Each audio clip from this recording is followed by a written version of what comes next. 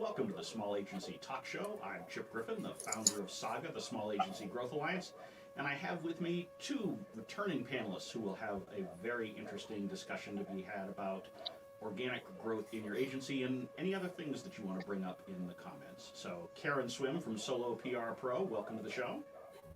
Thank you for having me, Chip. I'm so excited to be here again today.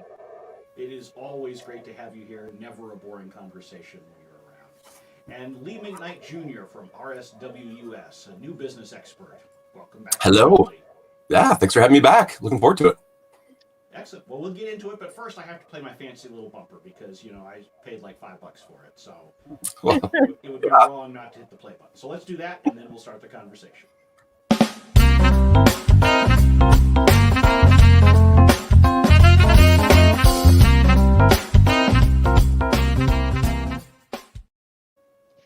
It gives me a chance to do my chair dancing, which everybody always really appreciates. Absolutely. More, really. Yeah, I mean, the only thing better than my chair dancing is my actual dancing, but fortunately, in this little box, there's not enough room for me to do that. So, I think that little box with the dance. It works. Yeah. It works? Okay. All right. That's cool. Well, thank you. Thank you. You're invited back already, Karen. So before we get deep into our conversation, for those people who have not seen you before, Karen, who are you and what do you do? I am Karen Smith. I run a micro public relations agency, Words for Hire, and I also have the very proud pleasure of being the president of Solo PR Pro, a professional membership organization for independent and small business owners in public relations and social media and related fields. And it is a great group with very interesting conversations there too. So I would certainly encourage folks to join. And Lee, who are you? Why are you here? I'm Lee McKnight Jr. That's a great question. I mean, we could do the whole show just on that question, but I work for RSWUS. So we're based in Cincinnati, Ohio, and we're outsourced new business development specifically for agencies, marketing services firms, PR firms. We essentially act as your agency's outsourced business program, breaking at that top of the funnel and helping clients get closer to close. Excellent. Well, since you're a new business expert, Lee, and Karen, I know solos are always looking for business. They're always on the hunt. I thought that one of the things that we could start by talking about today is how you grow your business, whether you're a solo or a small agency. And there are two things that sort of keyed me on to this subject. The first is, Lee, you did a video, I think, earlier this week, one of your 3 takeaways video series where you talked about growing existing client relationships. Yeah. I had a webinar this week about project budgeting in agencies and the importance of that. And so someone said, well, when I figure out that my client isn't paying enough for the services that I'm providing, how do I have the conversation about raising rates? So I think we can kind of wrap this all together into the question of how do we get more money from our existing clients? Because rule 101 in sales is it's easier to get a new sale, a repeat business than it is to get new business, right? So, sure. So how do we do that? I mean, since you had a video on it, Lee, I guess we'll start with you. Sure. Talk a little bit about what you said there and what your view is on how you increase the size of your engagements with your existing clients. Sure. I mean, the video we did this week, I mean, we did look at it, from how we work with our clients, essentially, from that, what we do is that outbound, as I said earlier, driving at that top of the funnel and then trying to get folks closer to close. So one of the things, though, and the reason why we did that video this week, and I'd be curious to hear actually from both of you, if you've been hearing the same things, organic growth has always been, right, incredibly important, is one of the, if not the driver, for growth at an agency. But as of late, and I'm going to say some of it is probably COVID related, but a lot more questions from agencies that I've talked to personally over the last 5 and 6 months. And I thought it was kind of surprising because you would think, but I guess it's the same way you would think every agency has a new business plan in place and they don't, but you would think that they, that would be the plan that would come first. And so that's one of the reasons why we did that video and where I took it, which is a little bit different, Chip, from where you came in, which is why we're here, right? But it is from that, you think about who's driving that growth and you think about your account folks. And what I was talking about was, those folks are typically by definition farmers, right? In terms of that mentality versus hunters, if we're going to kind of go with that cliched. But ultimately, if they're the ones that are expected to drive that growth, too many agencies, I think, aren't addressing that, or they're putting folks into positions and not preparing them at all.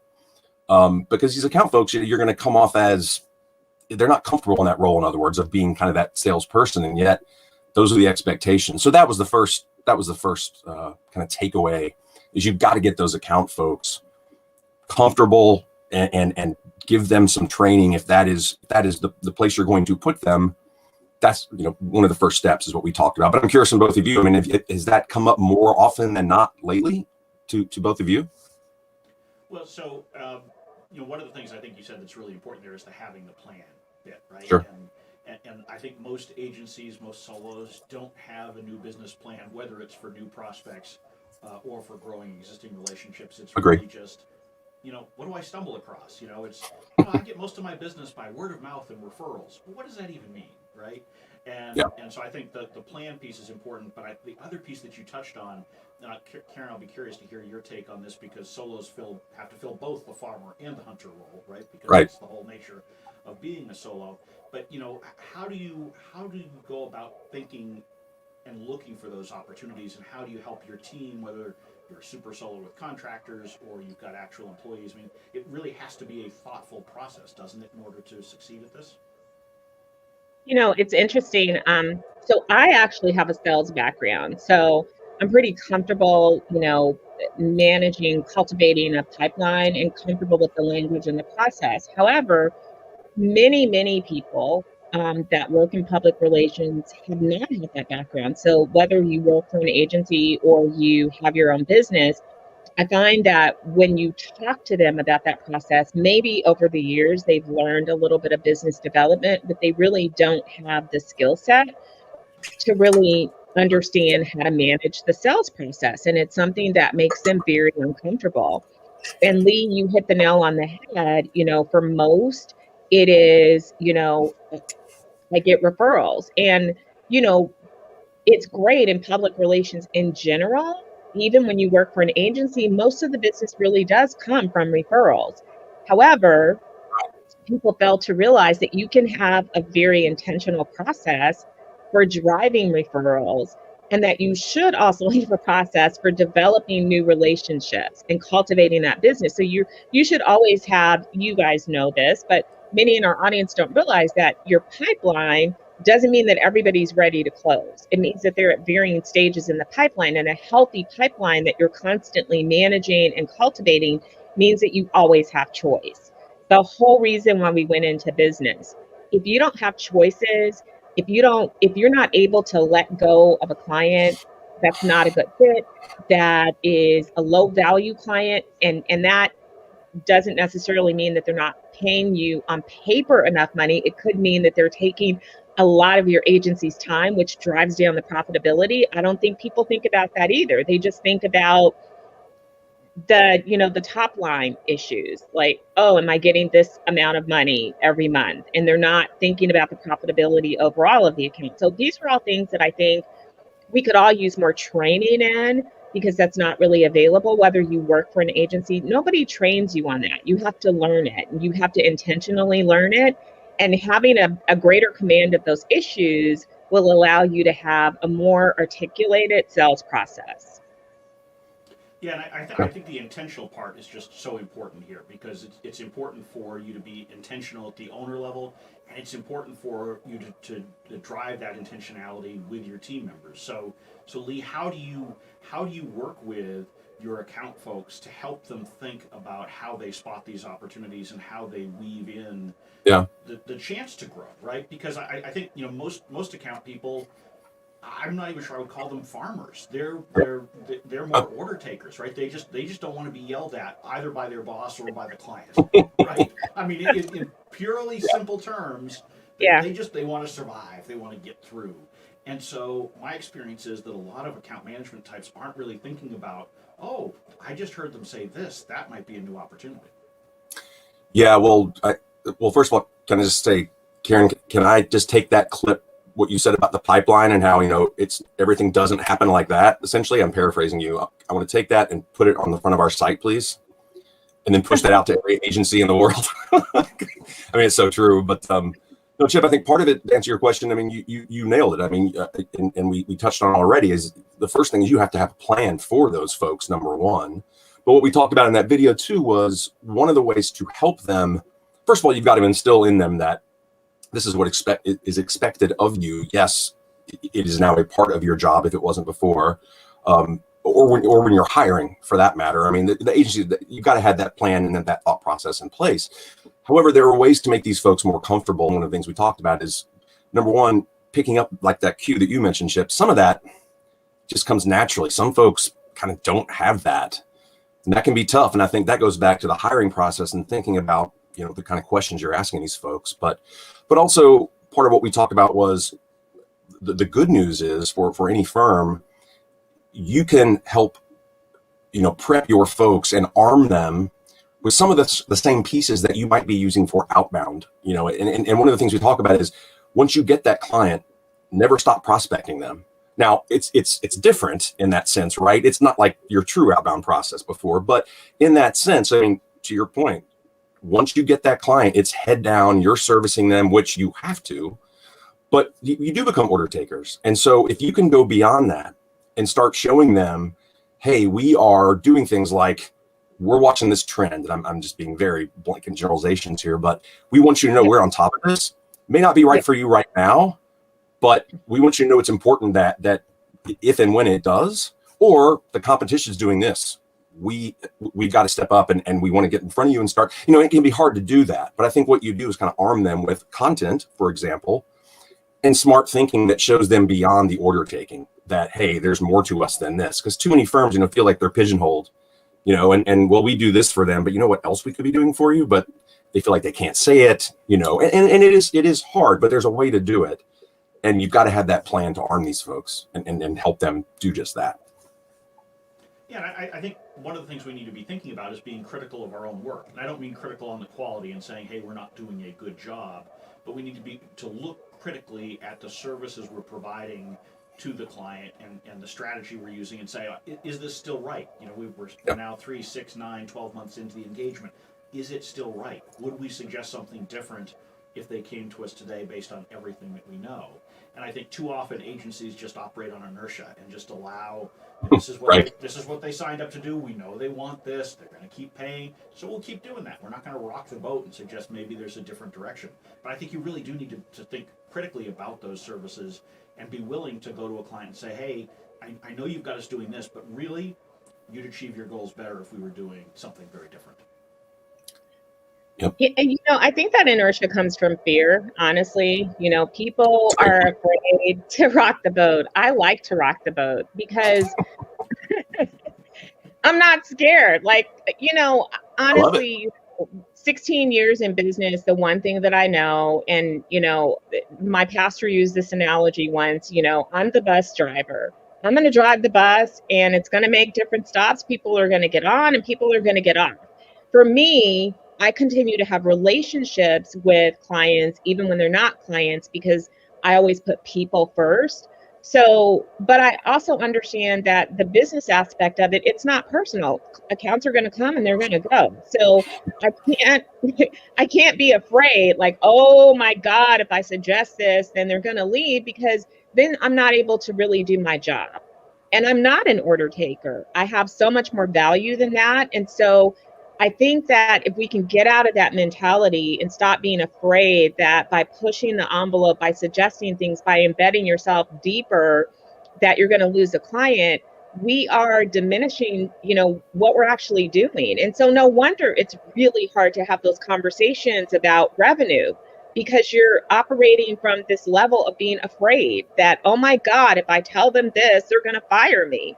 Well, why would they? If you're demonstrating your value and if you're able to show them what you're doing and that you're a valuable resource for them, for my clients, exactly what you said, if I see a trend, if I'm following something or I'm starting to see something bubble up, I bring it to them like, hey, I think that this is something that we need to keep an eye on. If I see something in their organization, like, hey, I noticed this, then I'm going to share that because that's, I'm part of their team and I'm their value. And I would say that a great many solos work a little more intimately with their clients and are less afraid of addressing those types of issues. But I do think that there is this overwhelming reluctance to have the revenue discussion because people are afraid that they're going to lose business.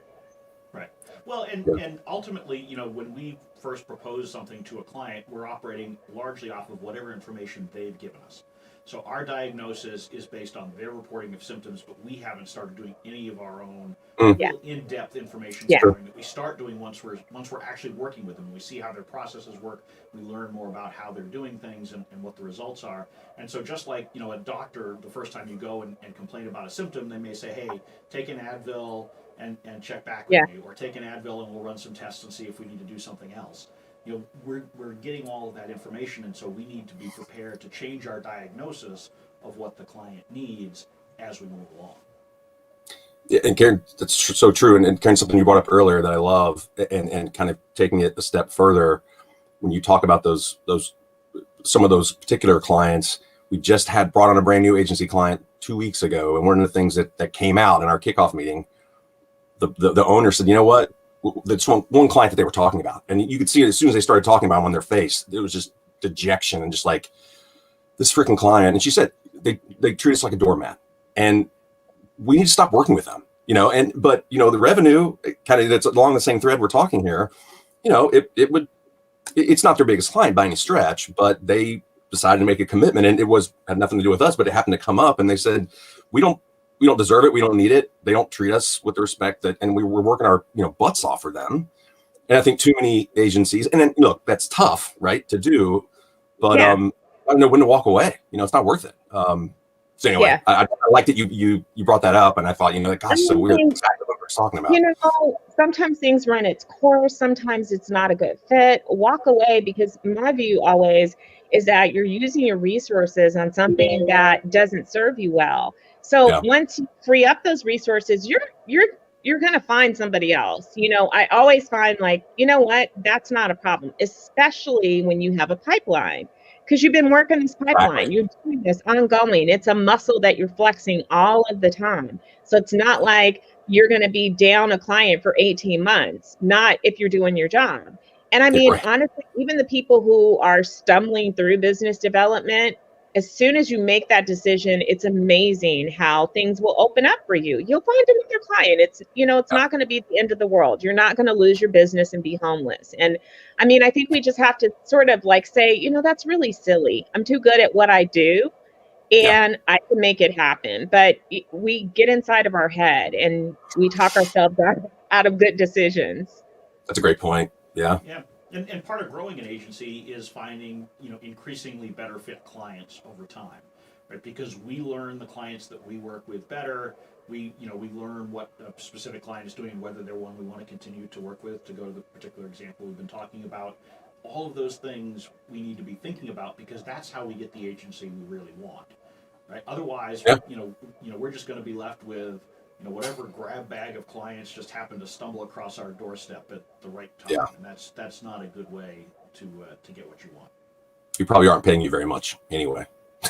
There's that too.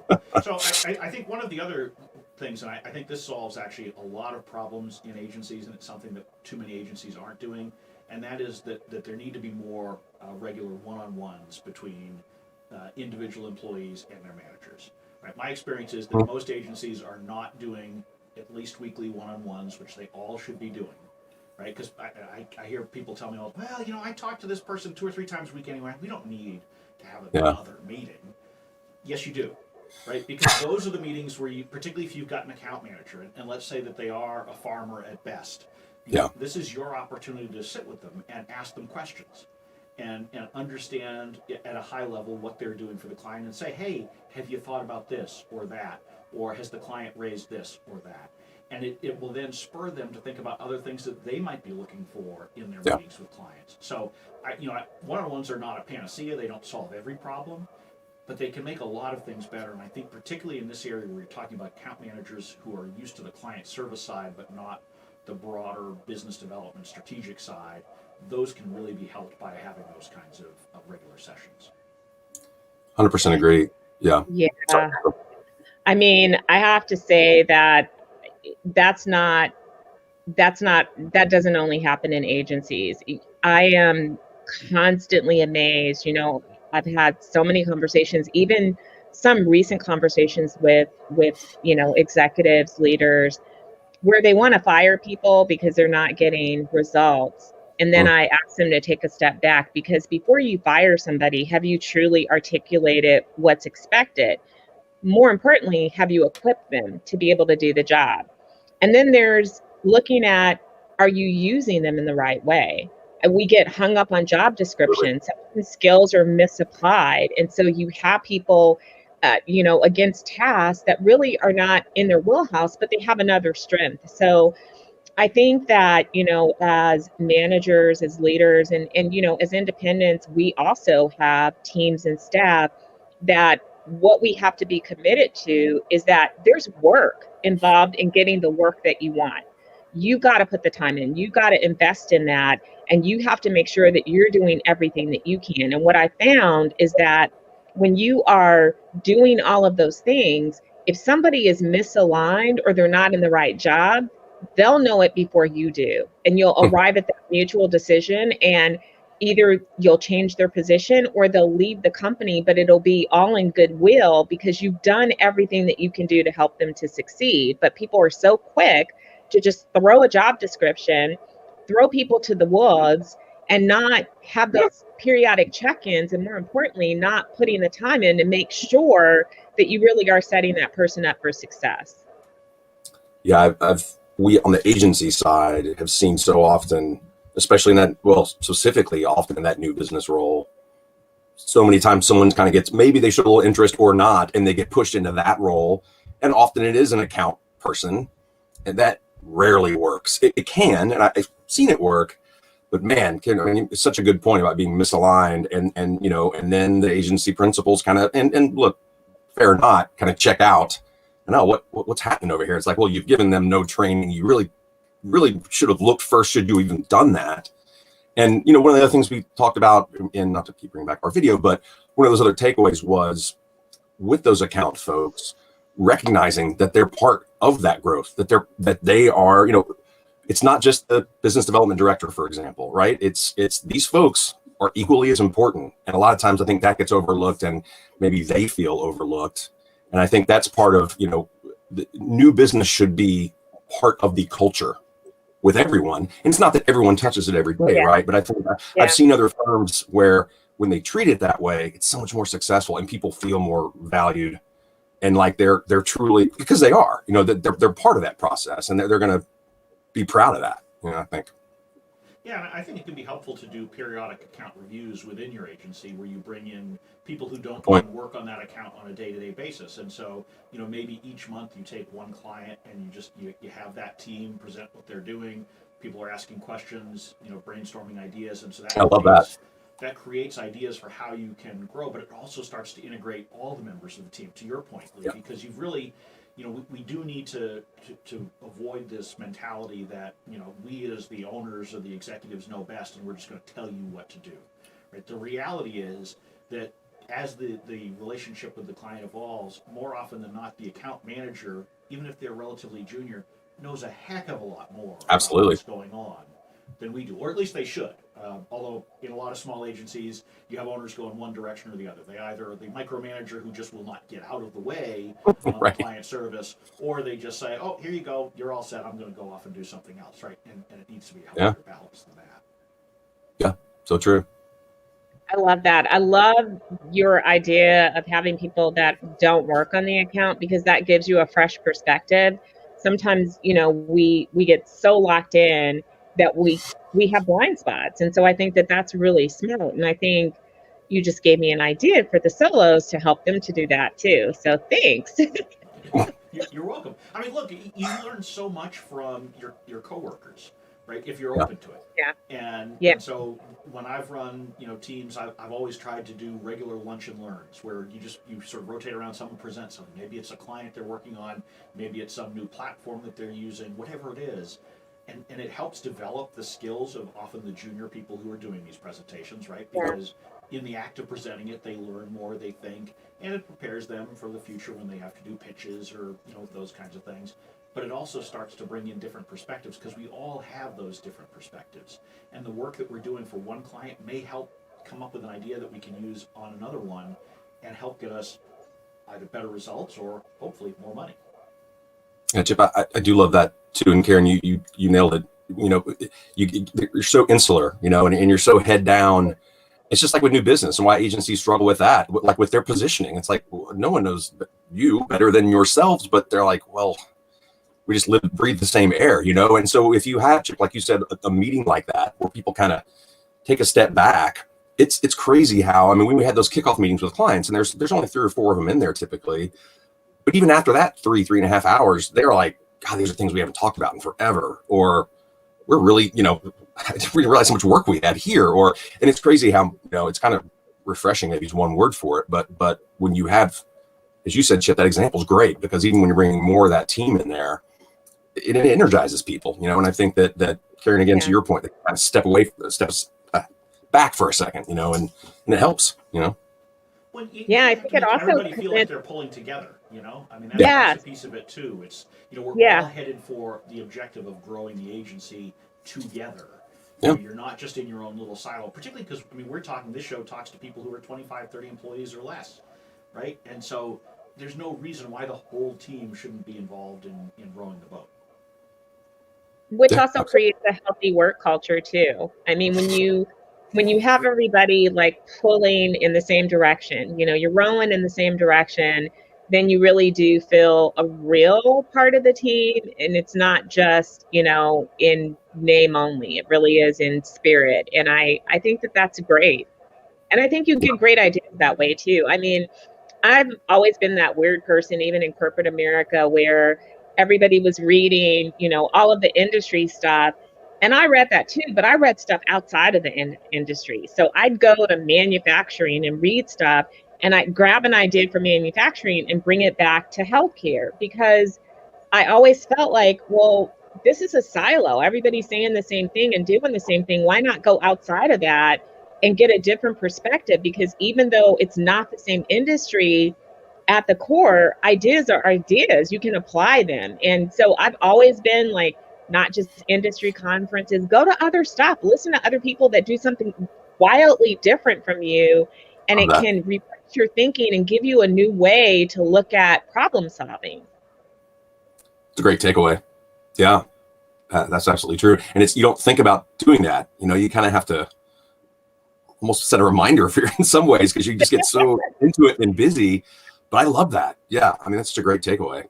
Yeah, to just kind of step outside. Yeah, I love that. And I think also, as we talk about these things and people like pulling together and feeling proud, I think sometimes you might get some folks who, and no one in our industry is cynical, so not that, but it's like, it's not about where, we might all sit around sing Kumbaya and hold hands, but this is a real thing. And I think sometimes people are like, ugh, it seems so fluffy. It's like, well, not if you're doing it right. And not if, not if you truly have this plan, so I think sometimes maybe that people look at that and like, oh God, here we go. But it's like, no, it's important, and so.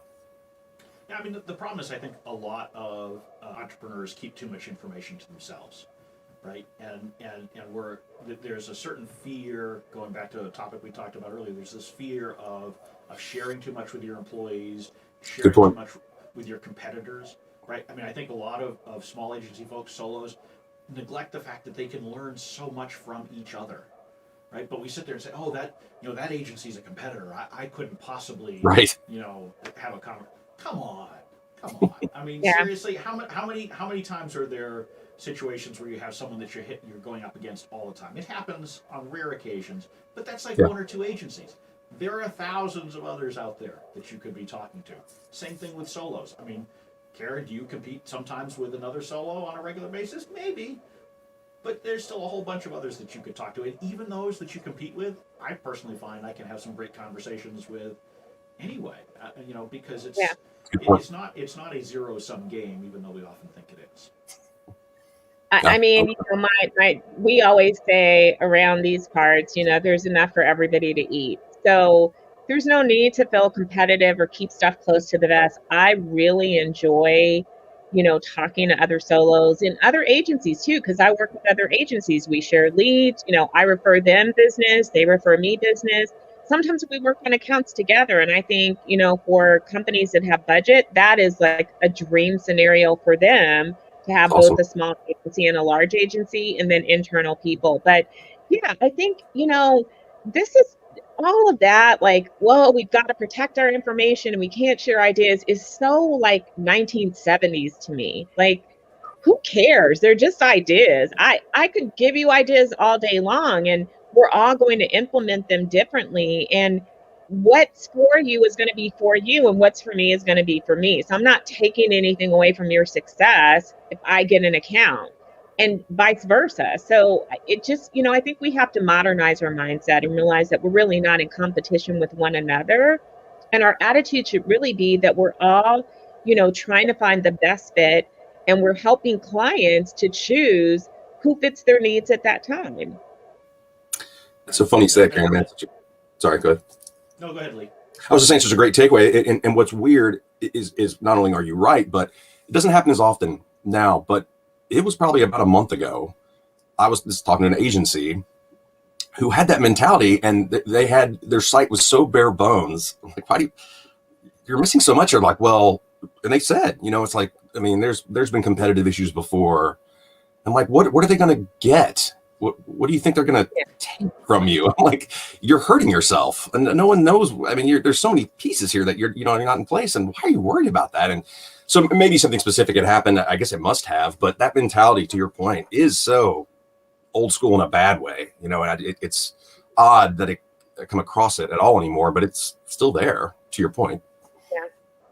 Yeah, someday we'll have to do a show on agency websites because they have so many problems. Yeah, I just it hurts my head at times to think about it. But Karen, I agree that a lot of the thinking is dated. I was just curious about the selection of the 1970s as where you were placing it, because I think all three of us here probably have a recollection of the 1970s. That was such a strange decade.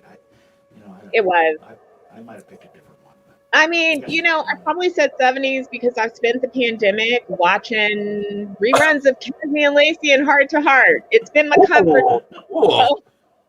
Nice. I haven't seen those shows in a long time, but now I'm gonna have to put them on my binge watch list because I saw every episode of Heart to Heart. I'm not sure I saw every one of Cagney and Lacey, but I certainly saw a lot of them. So.